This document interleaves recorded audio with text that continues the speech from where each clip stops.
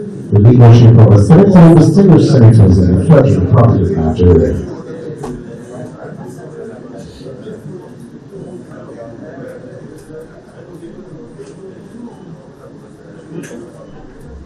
I see joining us for perhaps this very important meeting, the leadership led by the President of the Nigerian Bar Association.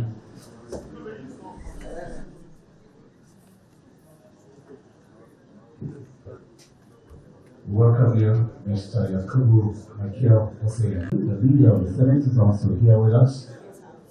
Distinguished Senator Michael, Distinguished Senator Dr. Michael Okoyemi from the CUI, and the Chief Whip of the Senate,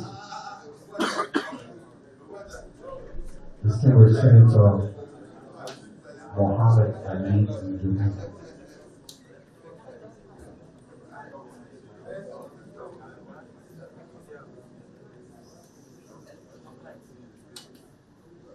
But just before I go ahead to introduce their comrades, fellow comrades and we're here on the invitation of the Senate, following the presentation of our grievances last Wednesday over the state of things in the country,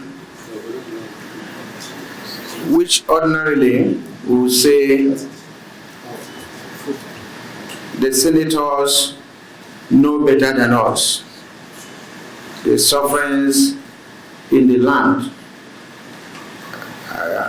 Only God knows how the much pressure you are passing through from your constituents. Problems created by the increase in pump price of PMS. The first and the second one, in that order, without anything on ground to ameliorate the sufferings of Nigerians. On the basis of that, we called for action initially. When it appeared there was nothing on ground, we held a meeting with the government. The court came up with their restraining order, but despite the court restraining order, we had an MOU with the government. And on the basis of that, we had an agreement to conclude within 8 weeks. And we started deliberation. After the first meeting, we couldn't meet again till about 6 weeks, when another increase came. As of today, we are still deliberating on the increase to 520. When the second increment came and we protested, that was when the heat was on. And we said we are going to do a nationwide protest and rally. And we are going to submit a document to the National Assembly as the people's representative on the state of things in the country. And we came. And we did that exactly. Part of our coming here today is with the belief that the document we have presented, that the leadership might have looked into it to enable us move forward.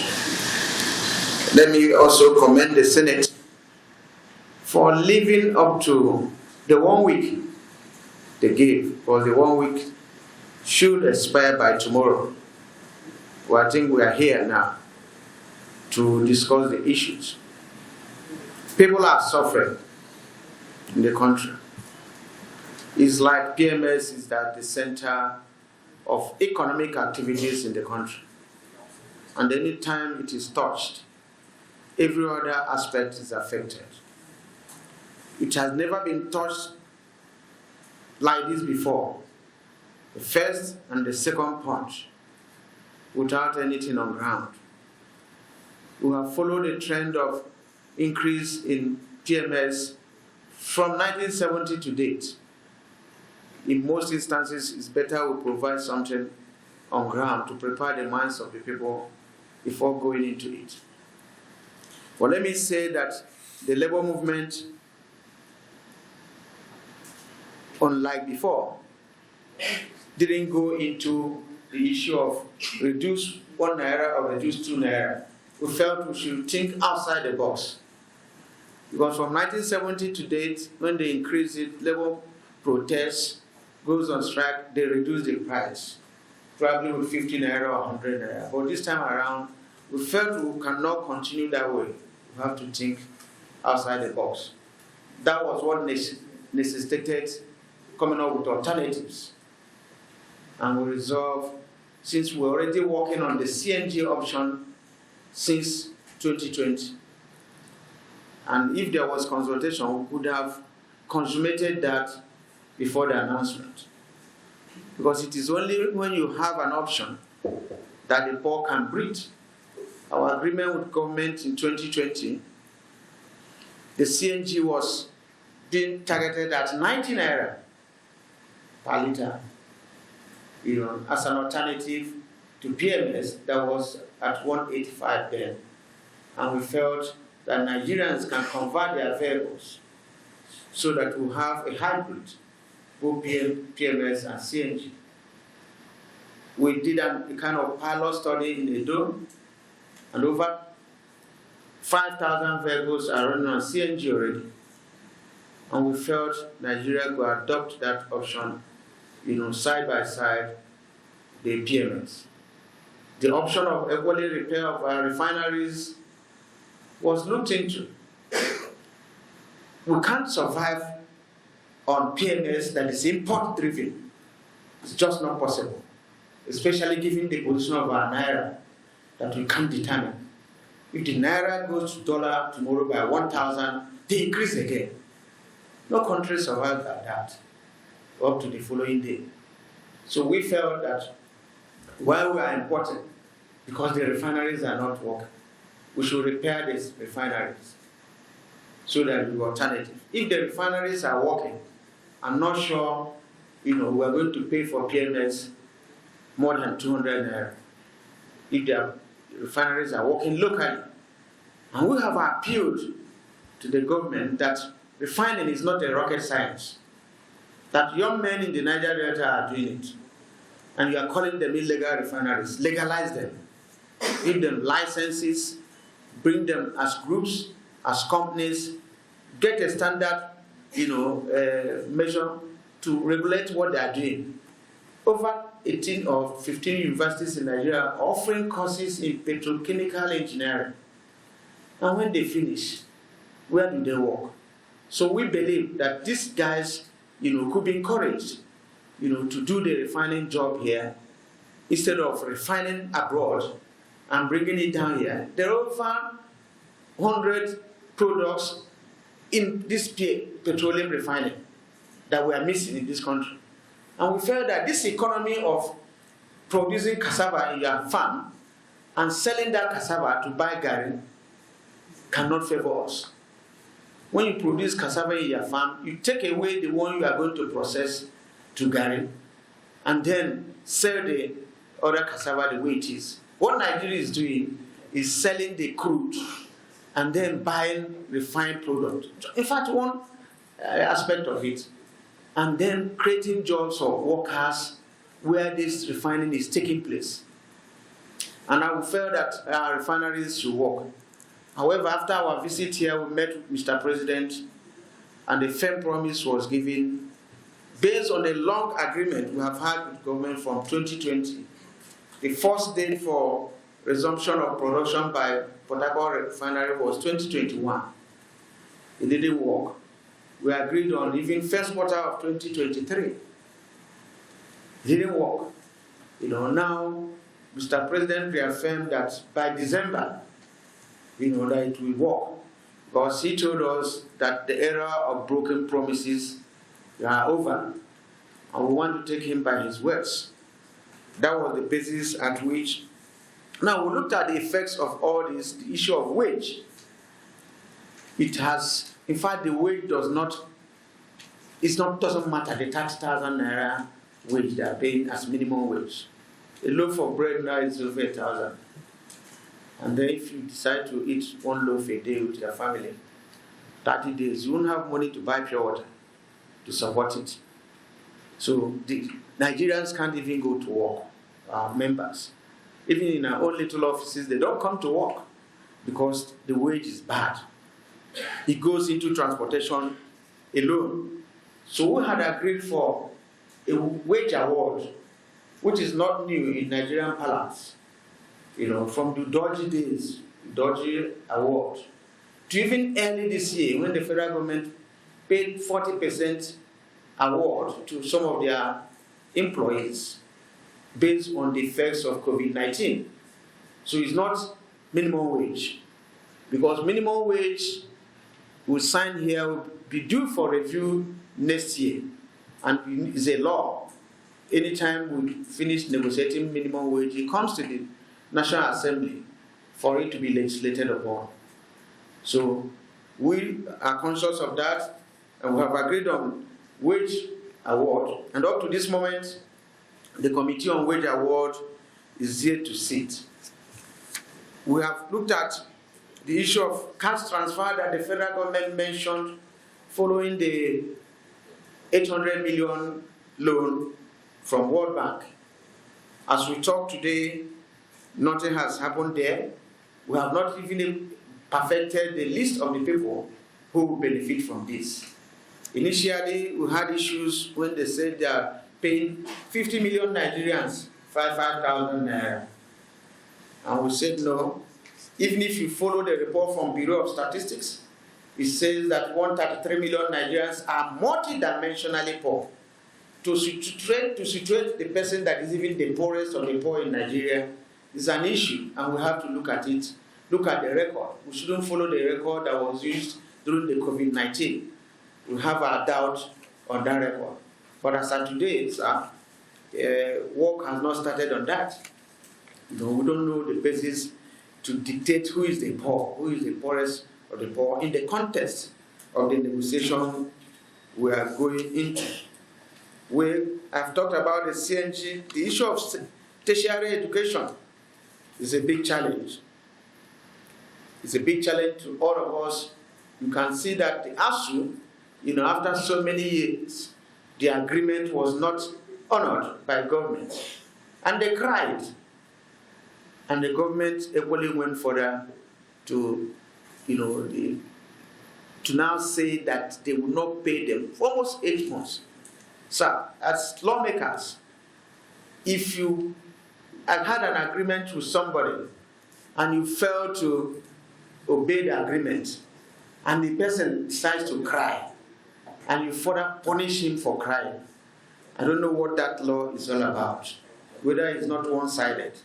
You had an agreement with ASU for almost 9 years, it was not implemented. The only thing they could do is to protest, to say they are not going to work, and you say you will not pay them. Now you have benefited for your own disobedience of the agreement and for your failure to respect the sanctity of that agreement. I've talked about some of the short-term measures like mass transit. We discussed with the committee where we were meeting, and railway system, that will probably the mass transit that will be based on, that will be CNG driven, because that will reduce the cost of transportation in the country. We looked at the cost of governance, which we took personally to Mr. President, that we should look at it. We can't continue to look at big money, especially for our people appointed by government. At the time, people can't eat. It creates a kind of we and them in the society. It doesn't make sense. Every Nigerian should show some level of commitment that I'm making a sacrifice, at least for us to come out from where we are today. So we discussed it with Mr. President. We looked at intervention in the health sector as well, because not everyone can afford to travel abroad, to take care of their health. But part of the challenge we had, which we took up with Mr. President, was the issue of the committee put in place. The committee seemed not to be capable.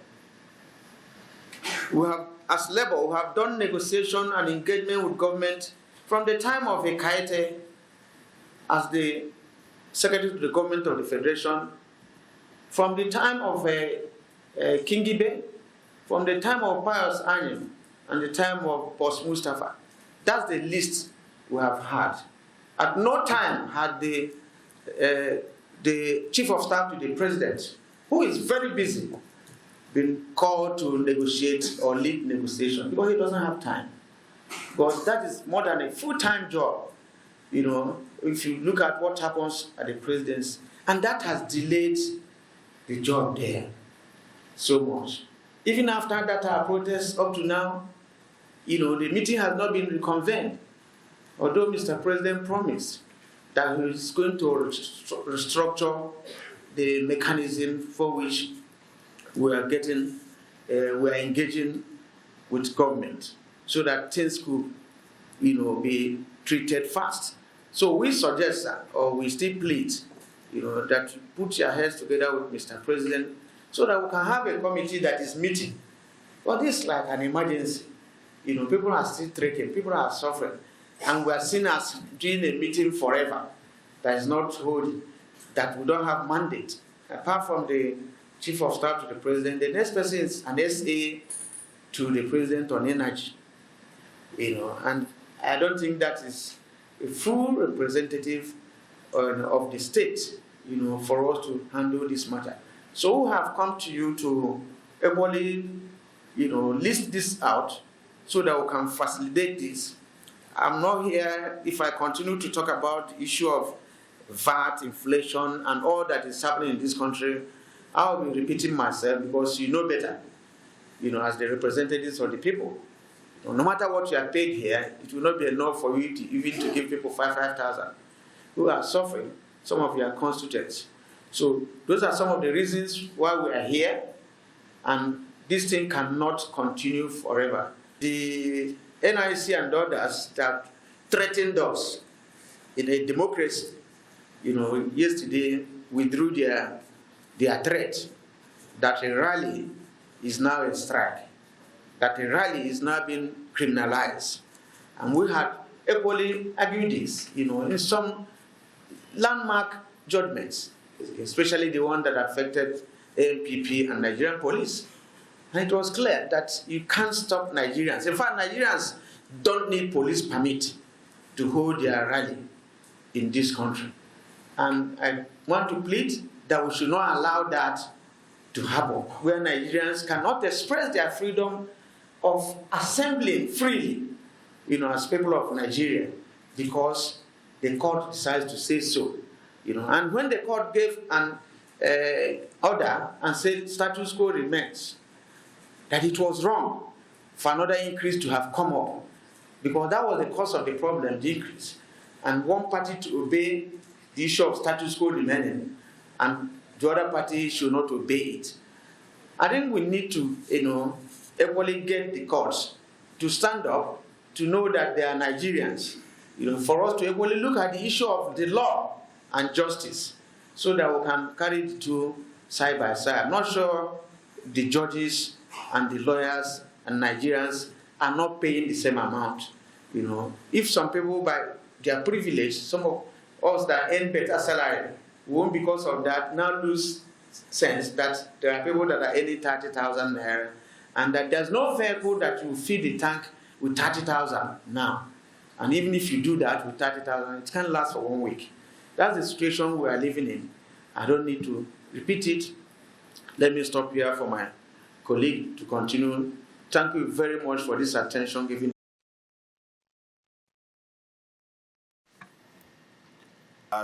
This meeting is going to hold before 1 week. And we were actually looking at our calendar, we were counting until yesterday when we got the invite, yesterday evening, that the meeting is going to hold today. So thank you for your intervention, distinguished Senator and Chief Whip of the Nigerian Senate. I will try to skip some of the things that my colleague has talked about, but maybe for emphasis sake, to just dwell on a few of the items. Distinguished Senator and distinguished President of the Senate, we know clearly the difficulty we have today in Nigeria. Our members are clearly suffering. Nigerians are clearly suffering. Some people trek to work today. I have someone who told me that he comes to work 4 times a week, and that his salary is about 45,000 naira, and that he lives somewhere around Maraba, and that for all the time he comes to work, that 45,000 cannot even pay the transport to work. So it shows clearly that today that Nigerians are suffering. So he said, how does he do it? That he needs to leave his house as early as 5 a.m. and he's going to walk from Maraba. He will walk close down before he will now get a vehicle in order to reduce the transport that he pays to work. So Musa is his name. Musa is just an indication of what Nigerians are passing through today. I think that just as my colleague said, that before now, the modus operandi of labor has been quite different. But we said, okay, the government has told us that they are going to create alternatives. The government told us that they are going to bring about palliatives. We said, okay, let us listen and let us even watch these palliatives and these alternatives. Maybe it could be better. Because the conversation we were having sometime in 2020, we're talking about CNG as alluded to. Let us see how this government could fast track these processes. Yes, we understand that today we have challenges on CNG infrastructures, because the cities where you could deploy CNG as it stands today is somewhere maybe around some places in Lagos, some places in Port Harcourt. I'm not quite sure any state in the north could support that system today. So we understand that clearly. But from that conversation we're having in 2020, there were some presentations that were made by some representatives of government and even some people in the private sector, saying that within 3 months, these are the numbers they will be able to deploy. Within 6 months, these are the numbers they will be able to deploy. So that this could be a partnership between government and the private sector. But since this thing has gone in the last 2 months plus, we have not seen any traction. We have not seen any real sense of urgency to address this issue. We listened to the broadcast of Mr. President, the President of the Federal Republic of Nigeria. We listened to his broadcast. And when we had a meeting with him, we also told him that what he said is not far-reaching enough. Yes, we could take that as a baseline. But it is not far-reaching enough, and also the timeline that is also prescribed. Because you want to make intervention, as for this intervention, you are saying that it will come before the second quarter of 2024. How will Nigerians survive before then? So we said as well that, for example, the issue of buses, that we are providing about 3,000 buses for 36 states and FCT, that we felt that it is grossly inadequate. But that 3,000, we can take that as a baseline, but we could do much more. Because Mr. President told the Nigerian public, the citizens, his subjects, that for 2 months, that they have saved 1 trillion naira. So our members have been asking us, if government has saved 1 trillion naira for 2 months, and we are getting close to the end of the 3rd month, it means that by 3 months, it will be 1.5 trillion naira. Why can't we use that money to completely attack this problem and reduce the sufferings of Nigeria? Why can't, for example, we have interaction with the state governors to let them understand that, okay, let us pause our fact sharing. Let us collectively come together and resolve this problem and bring the tension that we are currently facing in the country and reduce the sufferings that Nigerians are currently facing. So if they pause it for 3 months and say, okay, this entire money, because we have had this problem, this subsidy issue for the last 30, 40 years. So the fact that what Labour are saying today majorly is palliatives and alternatives. So if we tarry a while for just 3 months to say, okay, all the savings in 3 months, let us put it into area A, area B, area C. I think it will go a long way in assuaging the feelings of Nigerians. Then, Mr. President, sir, he talked about the state of refinery. Today, one of the things that we have also been agitating about is that it has been experimented in Nigeria that it has been so difficult for government to manage some of these critical sectors. It's been demonstrated. Today, there is rehabilitation going on in the refinery. The president promised that by December 1st or 31st December, before the end of the year, that the refinery will come on stream. And they said that before the GCO and NPC. So we believe what they have said. But the fact that we believe them, we are also going to be very pushy. You know, Pengasan, it's an affiliate of TUC. And today, I also doubled as the president of Pengasan. So one of the things we have been agitating, and also with Nupeng, that is an affiliate of NLC. So both Pengasan and Nupeng, we have been agitating over the years that fix this refinery. And after fixing it, you bring in the NLC model in running the refinery. One of the success stories, Mr. President, as you rightly know, that an institution that has been managed very well, that today the Nigerian government, we are reaping dividends year in, year out, has been the NLNG. So what we have been advocating, and we want you to also help us champion this, is that when the refineries are fixed, let us not go back to business as usual. When we fix the refinery, we should look for that is already working, and the model is a workable model that we could bring in. And we were also happy when we saw the committee set up by Mr. President on the energy subcommittee before he was sworn in. So in that committee, when we read the report, they also proposed that the NLC model should be the way to go. And we are keen in on that that is the direction and the way to go to make our refinery to continuously work. Because the issues are not just fixing the refineries today, but after fixing them, how do you get it to remain in operation? How do you look? What will be the operation strategy? What is going to be the maintenance culture and the maintenance strategy? How are we going to be sure that tomorrow, when the parts are bad, you have stocks in your warehouse to replace these parts? So this, we think that when we imbibe this, it is going to work, sir.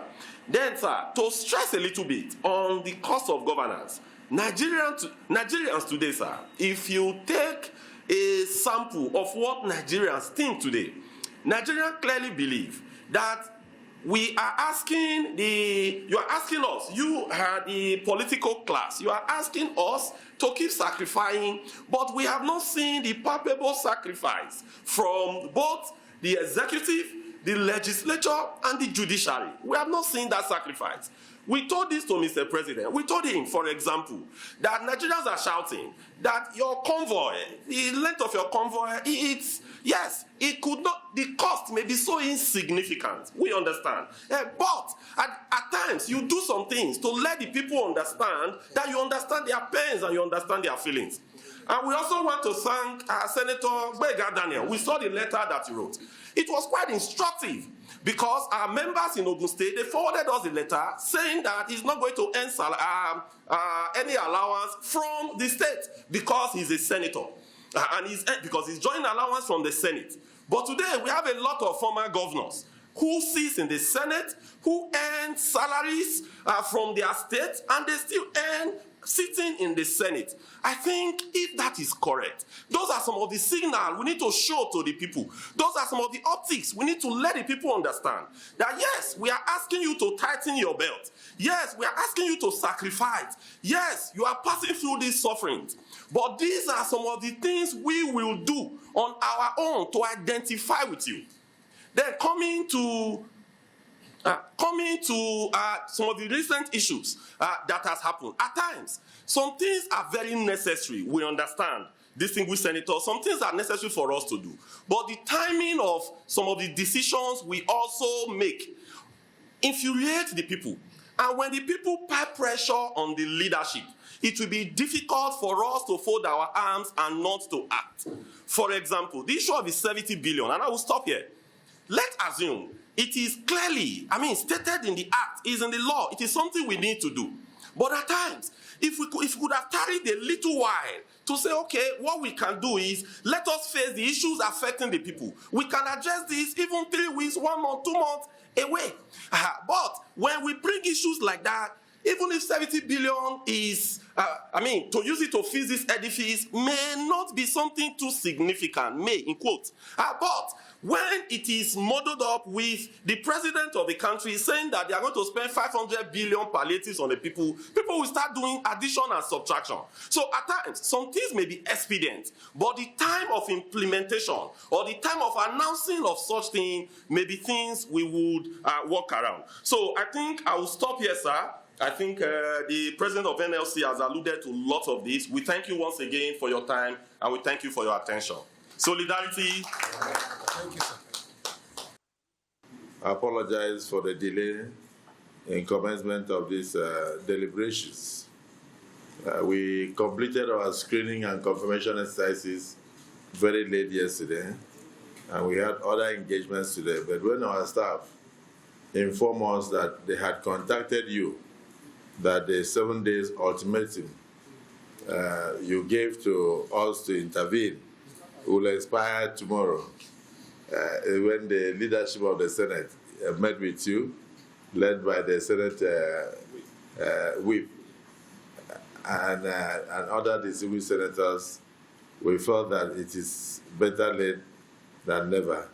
So please accept our apologies. You just saw the Nigerian Bar Association and other organizations that also had today to see us. But we felt it's exceedingly important that we do everything possible to meet with you. A lot of people have been introduced to you, but the one just walking in now is the minority leader of the Senate, Mr. Simon, distinguished Senator Simon Backwell. You're welcome.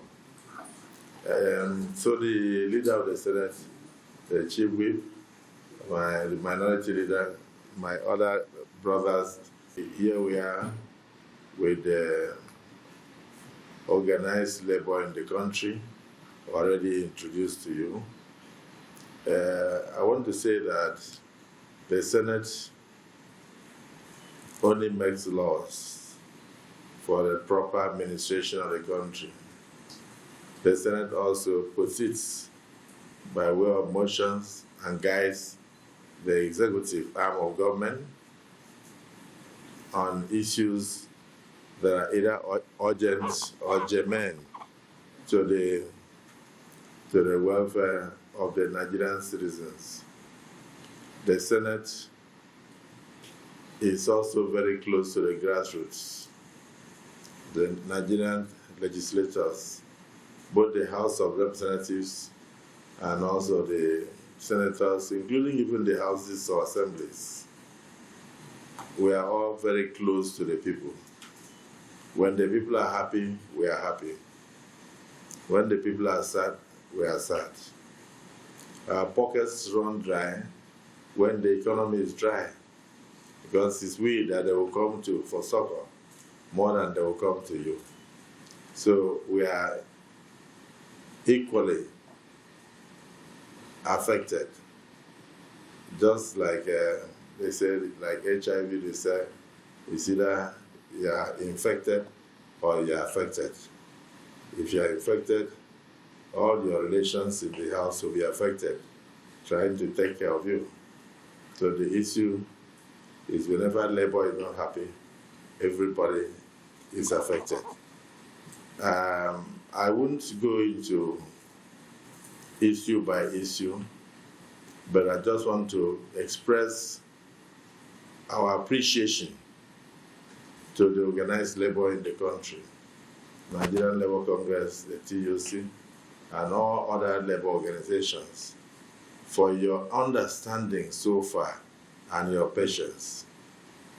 From a sedentary point of view, we have seen a major determination on the part of labor to assist Nigeria and assist President Bola Ahmed Tinubu to bring this fuel subsidy saga and the continuous subsidy that in one way partially good and partially mostly bad to an end. I have seen that determination on your part, so I must commend you. You are Nigerians. There is no way you can use 96 to 98% of your monthly earnings to service debts. So when the TUC president was speaking, he said that the president said he has served 1 trillion in his speech, but the president did not tell you how many trillions he inherited as debts. So if somebody has inherited over 35 or 30 or 23 or 25 trillion as debts, and he saves 1 trillion, you will know that that goes to no issue. But he was just trying to emphasize that yes, we can do a lot if this thing is gone. We can service our debts, both internal and external debts, and at the same time, we can put the right framework for Nigerians to begin to see the dividends of democracy. Why I said that I have noticed determination on your part is that you did not start by trying to be violent. You need to have a country before you can have strike. You need to have a country before you can go on strike. You need to have a country before you can talk about palliative. This government is barely 2 months old. The president you have today is part and parcel of you. He had the opportunity to also lead strikes and riots, to struggle and suffer for democracy and freedom of speech. He had the opportunity to be a governor and put in place a lot of things. In fact, this independent power plant that we're having in Nigeria today was started by Bola Ahmed Tinubu when he was governor of Lagos State. Internally generated revenue that Lagos is having today, almost 60 billion. When he took over in 1999 as governor, they had about 600 million only. But he put the right framework in place. And today, Lagos gets up to 59 billion or thereabout on a monthly basis. Nigeria has not been able to realize its potentials in terms of generating revenue. And without the revenue being generated, you cannot cater for the welfare of workers and the welfare of citizens. Neither can you even pay your debts, whether internal local debts or foreign debts. So I see something emerging from this interaction, a major partnership between the legislature, the labor unions, and the executive in the country. And I think this will be a great positive omen for the Nigerian worker. I also listened to you, where, again, the TUC secretary, the TUC president, said, why don't we stop this federation account allocation? You want the why don't we? You can see even the Senate is broke.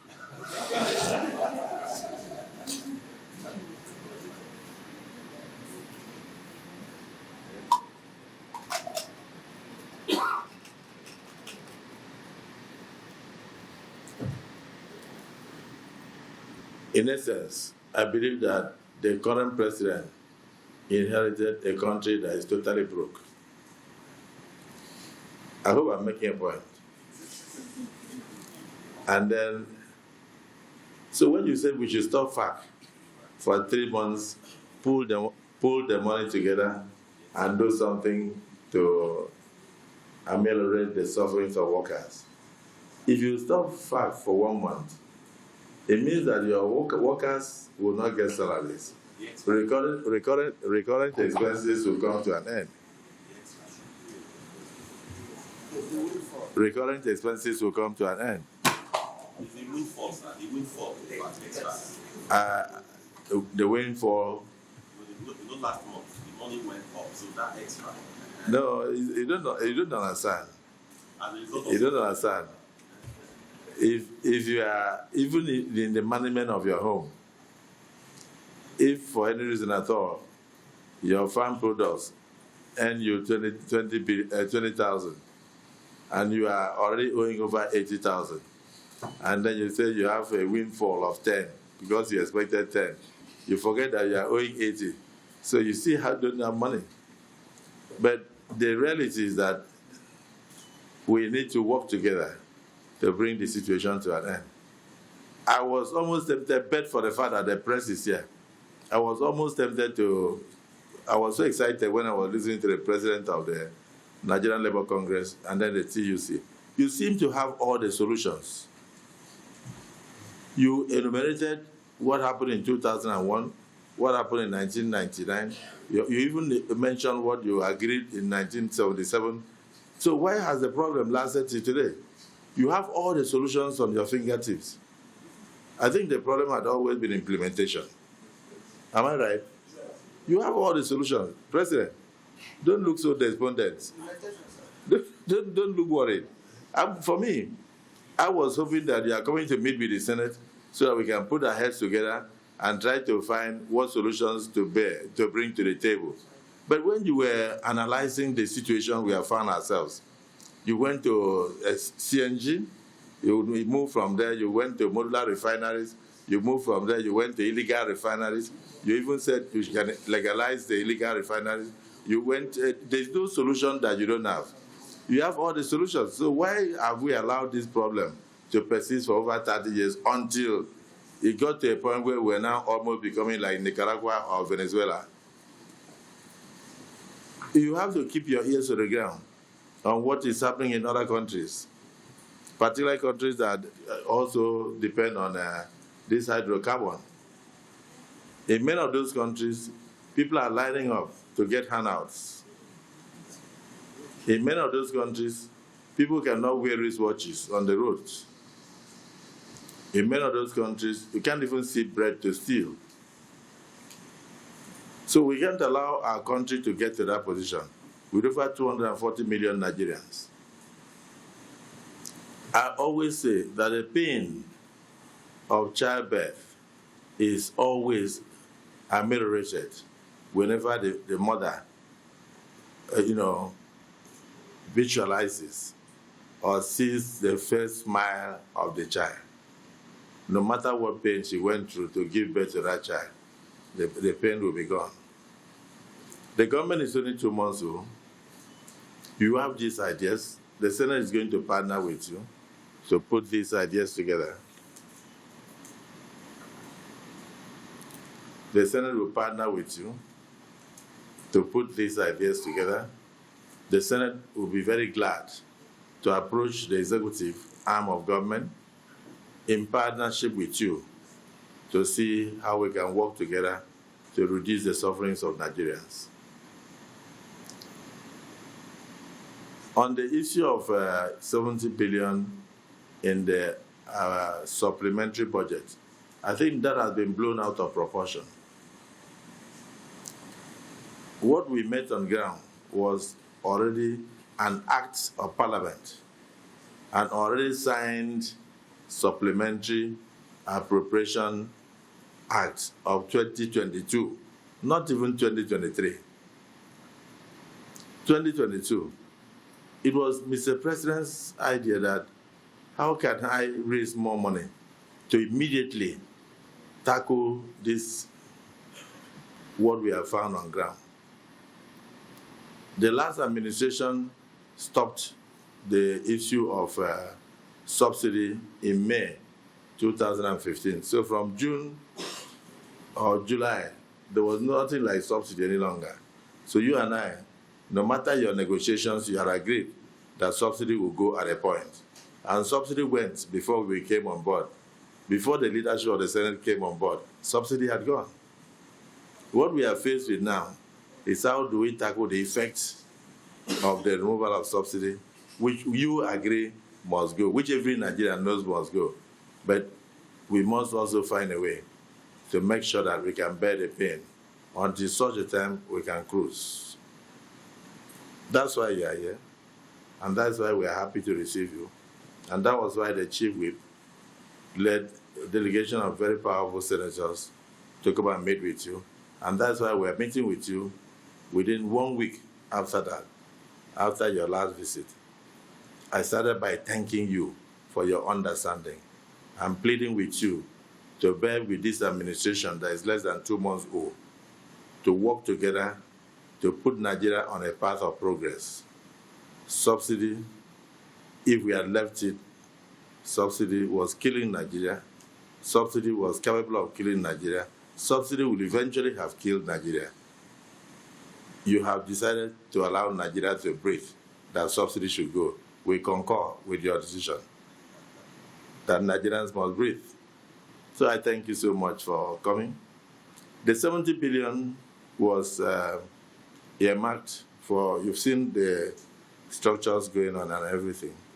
And then every 4 or 8 years, whenever the furniture in offices of senators and members of the House of Representatives, come to what they call, I don't know what they call in financial terms, is it zero? No, is it the amortized? When it comes to zero value, they normally bought those things, and when they bought them, they tried to replace them. So this time, when this 10th Senate came, and the 10th National Assembly, they had nothing to work with, computers, nothing, even vehicles, nothing. You can't do oversight function with Keke Napep. So that money is not meant for senators. But you can see the mischief of Nigerians and what the social media can do. They turn things around to make it look as if the 70 billion was palliative for senators and House of Rep members. For me, I don't believe in running government on pages of newspapers or on social media. Somebody even used his newspaper to analyze and said, if we divide this by 12 million Nigerians, they will get 41,000. Then if we divide 70 billion by 469 members, they will get 149 million.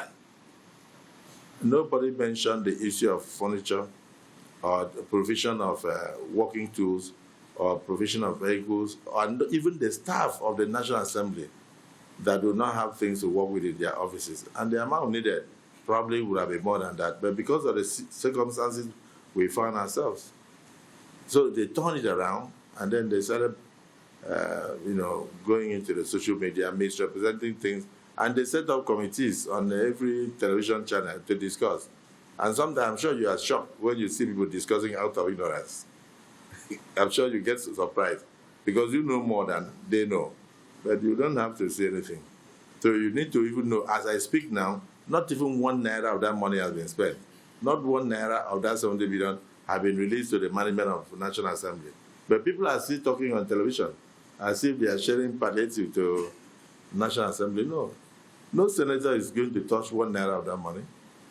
It will be used for the workings of renovating these premises, offices, and you see 469, including the staff of the National Assembly, including the furniture, including the provision of working tools, including the provision of television sets and computers and seats and everything. That's what we're seeing, including the provision of working vehicles for oversight function. That is what the 70 billion is all about. You can't elect somebody to come to the National Assembly or the Senate, then you don't give him tools to work. Then you mentioned that the convoys are very long. Now you are saying that if the Senate President, for instance, is going on a condolence visit and senators decide to accompany the Senate President, if 10 senators have their vehicles and they accompany the Senate President, it means that Senate President's convoy plus 10 senators is very long. Am I right? So you would rather prefer that one senator should go from house to house, you go to Guarimpa, you go to Asokoro, you go to Maitama, and pick senators in their houses so that the NLC will not think that the convoy is long. You make sure that you load them, maybe 3 in front, 4 at the back. Or you lap each other so that the convoy will not be long. So those are pedestrian issues. The main issue is how do we tackle the current security situation in the country? And we also talk about food security. Food security. How do we also tackle the issue of the wage, the salaries, being living wages, and not going for just you fuel a car today and tomorrow, and the salary is gone. I faced this when I started my law practice. I was earning 504 naira a month. It couldn't take me home up to 20 days. Talk less of food, not to talk of house. So, but today, our job is to assist you, work closely with you to bring solutions. Illegal refinery should not be legalized. The byproduct of crude production has so many components, which you know, and those things are destroying the ecosystem. Go and take a look at where these boys are, in quotes, how do you call it, refining crude oil, and look at the environment, look at the soil. You can never recover that soil in the next 100 years. Am I right? So if you are going to regulate them, you must also modernize them. You can't allow somebody to bring drum and be boiling crude oil, and then when he pours it on the floor, it destroys the ecosystem. It destroys the soil for the next 50 to 100 years. So you can talk about forming cooperatives, modernizing them, and bringing in modular refineries, and then making licenses available for them, but definitely not legalizing the current crude production of crude refining of crude oil. I thank you for coming, and we will tell the press to excuse us so that we go into real issues of how we can tackle these problems, and then from there we'll present it to the executive. May God bless you and take you home safely. Thank you.